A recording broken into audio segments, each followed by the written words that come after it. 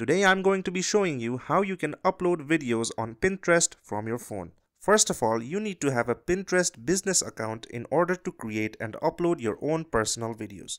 So let's start by first opening a business account. In order to open a business account on Pinterest, you need to go to the app itself.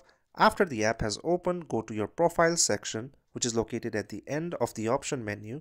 Then select the settings menu on the top right corner and then go to account management, which is located right after the edit profile option. In the account management section, you can clearly see an option that says convert to a business account.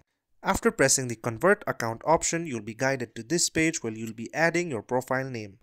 After this, you will also be asked to fill in your website. However, if you do not have your website yet, you can select the No Website Yet option available at the bottom of your screen. And after you do, you'll be guided by this prompt where you can describe your business.